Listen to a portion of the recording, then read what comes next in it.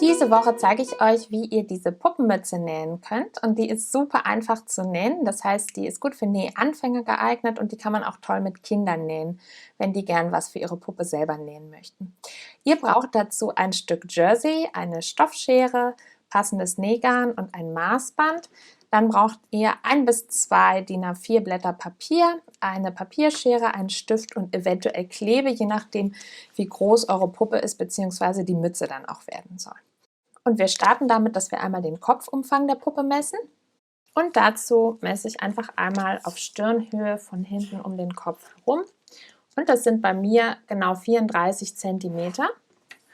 Und dann messe ich noch einmal die vom Scheitelpunkt hinten, also vom hintersten, obersten Punkt des Kopfes sozusagen, bis zur Stirnmitte, also da, wo die Mütze etwa enden soll. Und das sind bei mir 12 cm hier. Also, ich habe einmal 34 cm Kopfumfang und einmal 12 cm vom Scheitelpunkt bis zur Stirnmitte.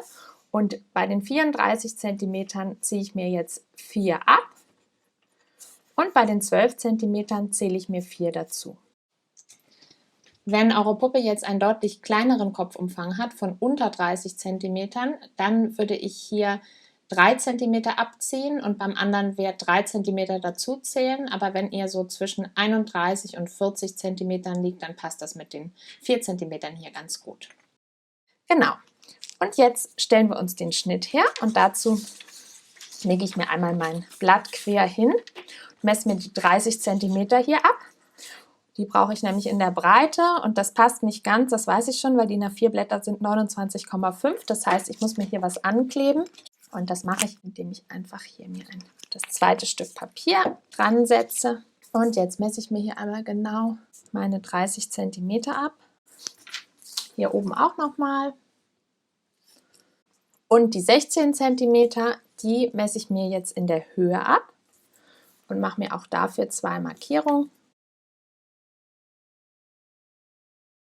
Und wenn ihr jetzt ein Lineal habt, dann könnt ihr euch hier einfach das mit Strichen verbinden. Ich habe jetzt keins, deswegen falte ich mir mein Papier einmal schnell. Und jetzt schneide ich mir das genau auf meiner gefalteten Linie ab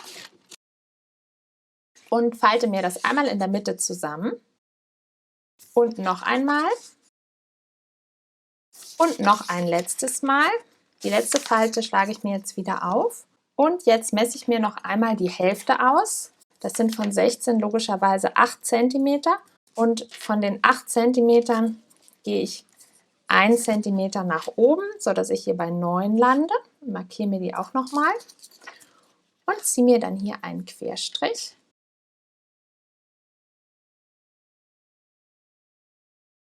Und jetzt falte ich das nochmal in der Mitte und schneide mir hier von oben, von der Spitze an, einen Bogen bis zu meiner Linie bei 9 cm.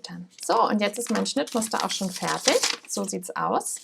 Jetzt brauche ich meinen Stoff. Und zwar breite ich den einmal so vor mir aus, dass der Fadenlauf von mir weg zeigt. Das heißt, diese Rippen hier im Stoff sollten in diese Richtung verlaufen.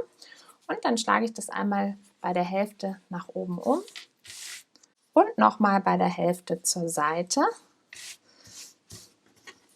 so dass ich jetzt hier und da eine Bruchkante habe. Und jetzt kann ich meinen Schnitt nehmen und den klappe ich mir auch einmal um, so dass ich den halben Schnitt habe, und lege mir den genau hier an diese beiden Bruchkanten an und schneide mir den jetzt einfach zu. So sieht mein Schnitt jetzt aus, und jetzt lege ich den einmal rechts auf rechts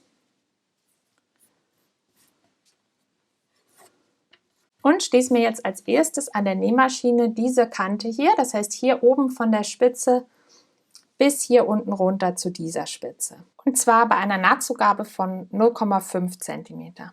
Ja, so sieht das jetzt aus, und die nächsten Nähte, die wir uns schließen, sind jetzt diese beiden hier. Also einmal von hier bis zu der Spitze und einmal von hier bis zu dieser Spitze.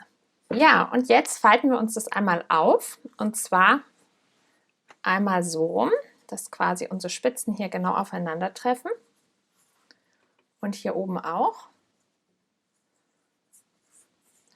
Und jetzt schließen wir uns hier einmal die gesamte Naht Und auf der anderen Seite schließen wir uns die Naht bis hier und lassen ein kleines Stück offen, damit wir die Mütze gleich noch auf rechts wenden können.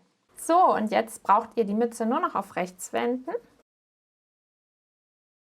So, und dieses kleine Stück hier, das könnt ihr euch jetzt entweder per Hand schließen im Matratzenstich, dann sieht man die Naht gar nicht, oder ihr näht mit der Nähmaschine einmal drüber, da das gleich im Inneren der Mütze verschwindet, kann man das auch ruhig so machen. Ich mache das jetzt einmal schnell.